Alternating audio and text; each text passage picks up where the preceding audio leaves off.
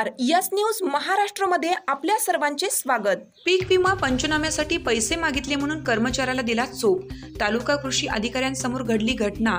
प्रहार शेतकरी संघटना आक्रमक।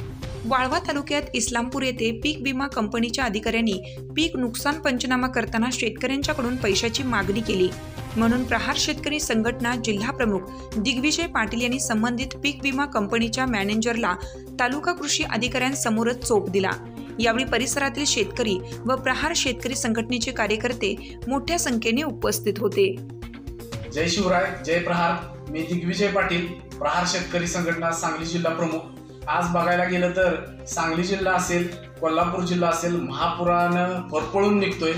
त्यातच काल इस्लामपूर शिराळा भागात किंवा इस्लामपूर वाळवा तालुका परिसरात अतिवृष्टी ढगफुटी झाली व भरपूर शेतकऱ्यांचं नुकसान झालं। सोयाबीन पाण्याखाली गेलं, ऊस शेती पाण्याखाली गेली, भुईमुंग शेती पाण्याखाली गेली। यातच काल उरून इस्लामपूरमध्ये शेतकरी जे आहेत पांडुरंग हरी पाटील व लक्ष्मण हरी पाटील या शेतकऱ्यांनी पीक विमा शासनाकडे काढला होता व त्यांची शेती पाण्याखाली गेली। त्यांनी क्रॉप इन्शुरन्स ॲपवर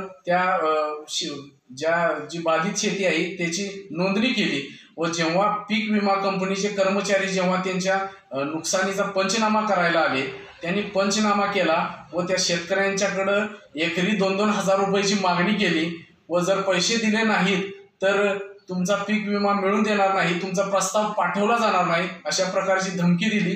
त्या शेतकऱ्यांनी प्रहार शेतकरी संघटनेच्या ऑफिसला सकाळी तक्रार दिली।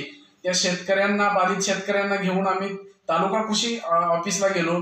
त्या पीक विमा कर्मचाऱ्यांना तिथं बोलवलं व त्यांना आम्ही जाब विचारला व प्रहार स्टाईलनं त्यांना आम्ही त्या धडा शिकवला।